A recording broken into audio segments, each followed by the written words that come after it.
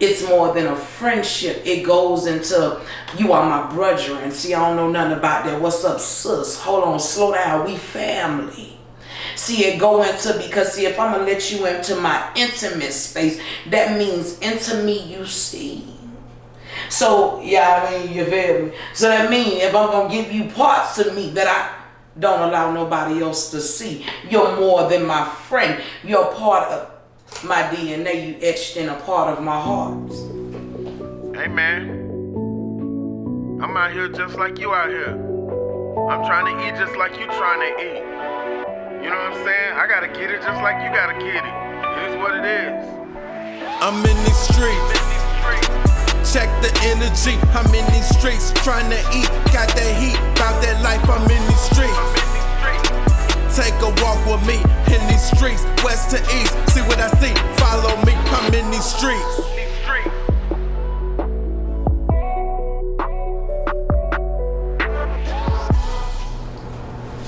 Here we go. Here we go. Alright, man. We back again. I had to come do an episode out in Stockbridge. I'm way on the south side of Atlanta. Y'all know how we do, man. We in these streets, man. I appreciate everybody that supported me. Go to bit.ly/Inthesestreets. That's with a capital I, in these streets. I have a link in the description below. You can definitely go and check that out. I need all of my people to go and subscribe. The way I send notifications out has kind of changed a little bit, so I need for you to go and subscribe. If you don't subscribe, you may not get the notification. I'm trying to chase that 1,000 member mark to my site, so please come and help me out. But right now, we in these streets. I'm here with Tay. I'm here with Sean.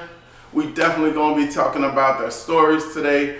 They have a very unique story, and I want you guys to hear it. You know, one of the reasons why I do this is so that I can expose Atlanta, expose people in Atlanta and their stories and their situations. So without further ado, let's get to it. All right, the first thing I want to know from y'all, man, and this is just real, and I ask everybody this simple question, is tell me what in the streets means to you. In the streets? I mean, what does in the streets mean to me? Okay, let's see. When I think of being in the streets, I think of being out there trying to get it by any means necessary, but with a purpose, you know? If that makes sense? Yeah, absolutely. So it's like you know you got a calling, you got a purpose, so you out there in these streets and you making it do what it do by any means necessary. But it's all for the greater good and it's for a purpose, whether you know it at that time or not. Eventually, it'll be seen that it's all for the greater good. Right. So I remember, for me, being in the streets meant that I ended up being homeless. There were other aspects that, you know, part of my life that I don't really care to share about right now, but the one that I do want to talk about is how I lost everything. I ended up being homeless, and that was literally me being in the streets. Have you experienced something like that?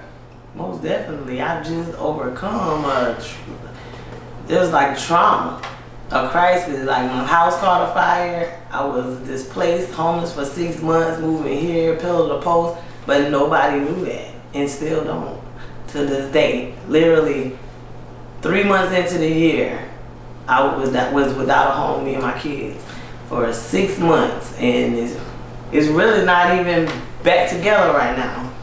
Wow. But I'm still pushing through, but you would never know. Right. Know. Sean, were you around when this happened?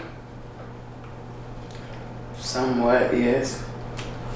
Not in the beginning, but towards the middle part, toward coming on to the end, yeah.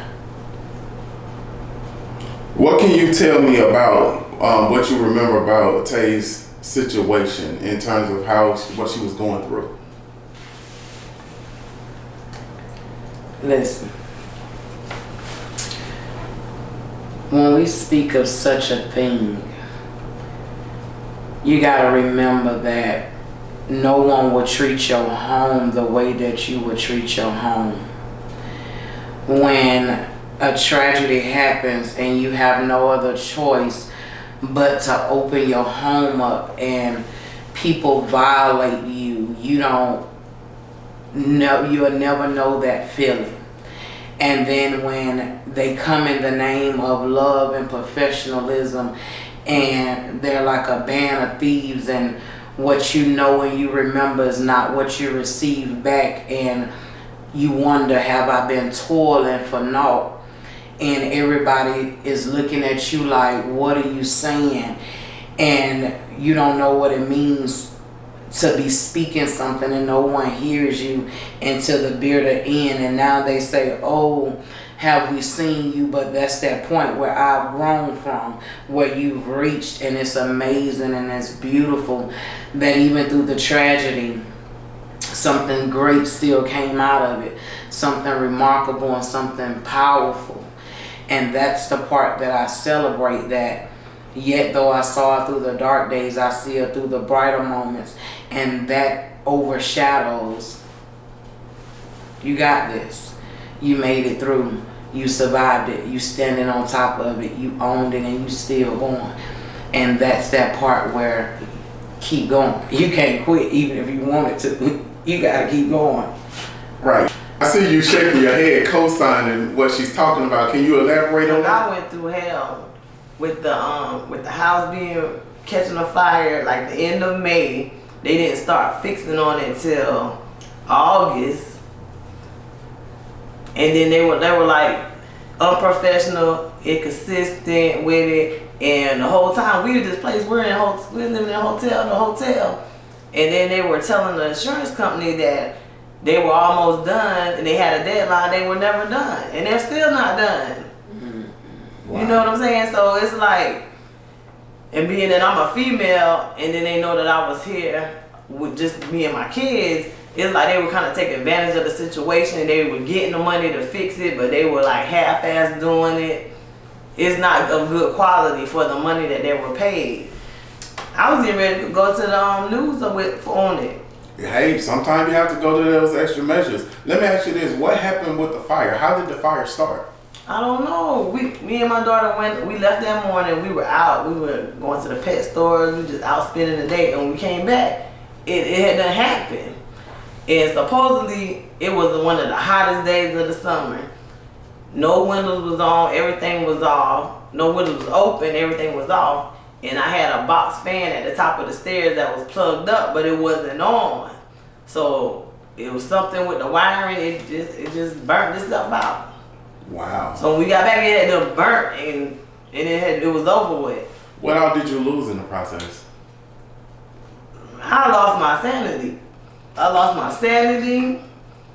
felt like I lost everything, not just the material stuff. I kind of got some of that back, but just my sense of security, my peace of mind. I lost a lot. That was way more than this material stuff. And moving back into the house and having nothing, like we don't even have appliances. We have a microwave and a refrigerator, no stove. And it's the holidays. They threw us back in here right before the holidays. They don't even have anything. And a lot of places was reaching out with resources to help me. So I had a hot plate, and I got the cooking because I'm gonna make it do what it do with whatever I got. So hey, we know for making $1 out of 15 cents. I was getting ready to build a fire pit in the backyard and start cooking. Right. And I'm gonna make a way out of no way. I know that's right. But I got 2 hot plates, and I was like, you know what? I was sitting here just like sovereign over all this material stuff, and I can always get back. I was like, you know what? So maybe it's time for me to get back. God put me in a situation to see and to lose everything, and I didn't really have nobody in my corner. Nobody really even knew what I was going through, or that the house even caught a fire, because I didn't show what I was going through. Wow. So now I want to give back just give back. Okay. So what are some of the things that you've been doing in terms of giving back? Now, I know about this soup that you got right here because I got my first cup of it, and it's that's the truly truth right bomb. there. That's the truth right there. That's the healing soup. The healing pot. I got the comfort. I can you talk? It's so good. What the hell? It's good. Ma'am, listen. So basically, because of what you went through with the fire and not having, or having a lack of resources, support from different places, you experienced a lot. Right. But you did have some people in your corner. You know, probably not the best situation, but you did have people that stood in the gap for you. Not really. I was meeting new people, so that kind of like pushed me out my comfort zone to meet new people. And the people that God brought into my life were very genuine, so they didn't ever judge me. They didn't really care that my house was, you know what I'm saying, caught a fire. But to see me now, after I'm back in, and they're like, oh my God, now you look beautiful, you don't look like what you was going through. But I was going through it. Still going through it. And I can look back on it now and thank those people that came into my life after the fact. Is there anybody that you want to give a special thanks to? I want to give a thanks to my friend, Miss Shawn. She has been my spiritual advisor, you could say. Because it was to a point where I thought it was over. I was ready to end it all. I felt like I lost everything. All I had left was my life. I just didn't even want that anymore. And she spoke life into me. Wow. And that's not the first time. It probably won't be the last. But it's been several times that she has done that. And I appreciate her for that. And I thank her for that. That's why I'm really trying to help her. Because she has her own situation. So when somebody can help you when they're going through their own situation, that's love right there. Tell me something. I had a friend, I consider him a friend. He called me the other day and he was talking to me, I guess he was trying to witness to me, and he spoke to me about being friends. What does friends mean to you? What is a friendship? You have to be a friend in order to know what a friend is. And you don't really call people your friend. They just fit the description, you know? You don't go around calling people your friends. And if you don't do friendly things or have that person's best interest at heart, then that's not a friend. People just throwing that word out there, giving somebody a title, but that's not what it is. So would you say a friend is somebody that knows you as much as you know yourself? Right. And not somebody that you talk to in passing. I'm talking about somebody that knows you intimately, right? So now, this may take this conversation into a different direction. That's the reason why I'm asking that, because Shawn has been there for you. You expressed some concerns to me in a previous conversation about how you've been through a lot more situations, a lot more violent situations that you had to come through as well. You mind sharing some of those stories? Well, we'll be here for hours. That's a book with a whole lot of chapters. Well, remember this, and before you answer, the things that you went through is the thing that somebody else is probably going through. Right. And it's your testimony that frees you as well as frees them. Right. Come on now. You know what I'm saying? Right. So if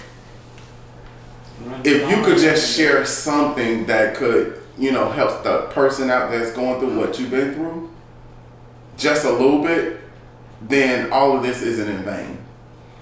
You know? I used to sit there, I look at my children because I have 2 daughters. I look at my children and sometimes they do some things that would just irritate the hell out of me. Right. And I prayed about it. I'm like, Lord, how do I deal with these kids? Like, I don't even know. It's like talking to a brick wall. But actually, he showed me that that's like the younger versions of myself. And I have to look at it like that. So when I'm talking to my daughters, I'm going to have to look at it, the teenage version of me, and talk to her the way I would want somebody to talk to me at that age, because I didn't have that. at that age. I didn't have nobody to talk to me, to tell me, you need to do this, you need to do this. It was just like, they didn't really care how I grow, how I prospered, how I went through puberty or none of that.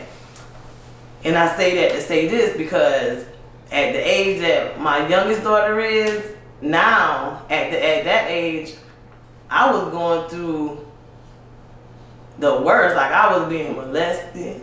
You know what I'm saying, not by family members. I just had a lot come at me. I just felt like as a kid I was a target.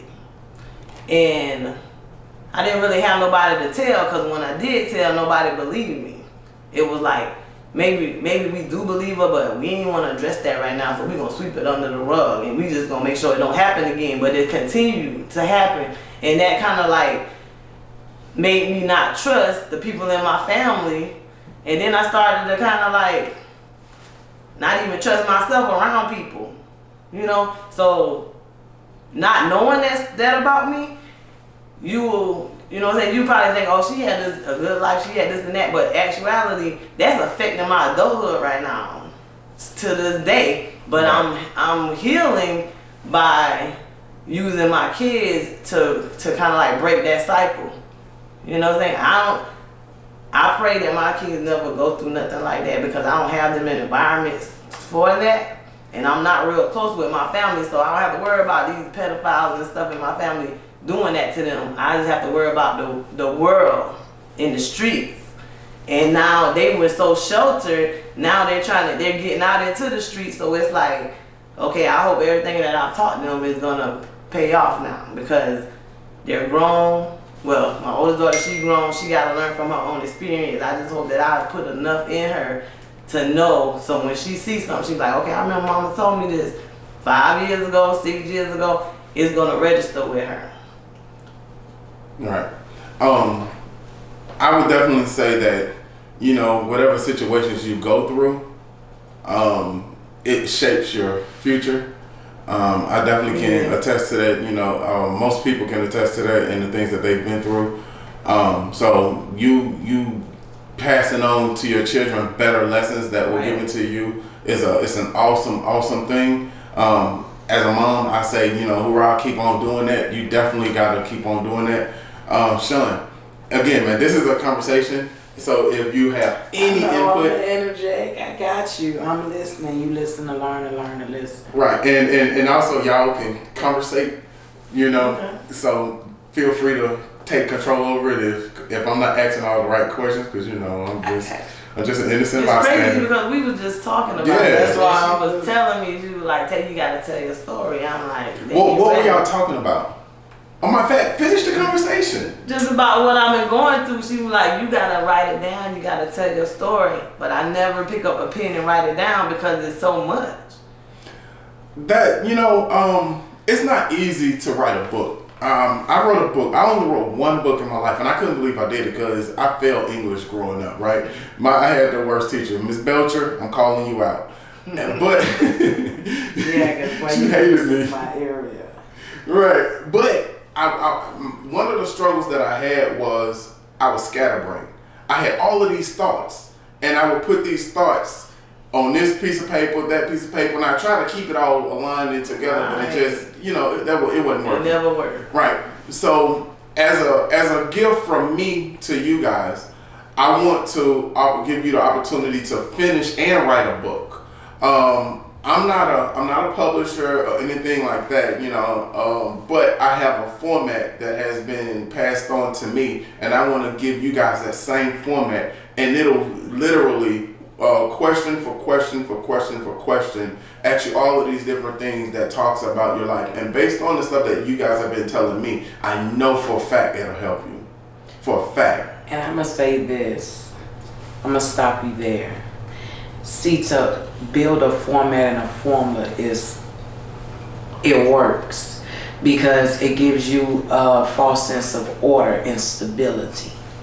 But the way we live life is not with a formula of stability, so don't try to write. See, my book, many of them look at my book and say, how do you have run-on sentences? I had run-on events in my life. I had a but God where you want to put a comma. He put a but God and an exclamation mark. How you going to tell me how to write my story? So my story is bipolar. It is conflict. It is that thing where you'll see man versus man or man versus element, or you'll see the climate. It is that thing that differs, that allows me to be unusual, strange, odd, peculiar. That is this thing that me and Chantey share. See, when you ask what is a friend, you on a whole nother level. See, the thing about it is, it's more than a friendship. It goes into, you are my brethren. See, I don't know nothing about that. What's up, sis? Hold on, slow down. We family. See, it go into, because see, if I'm going to let you into my intimate space, that means into me you see.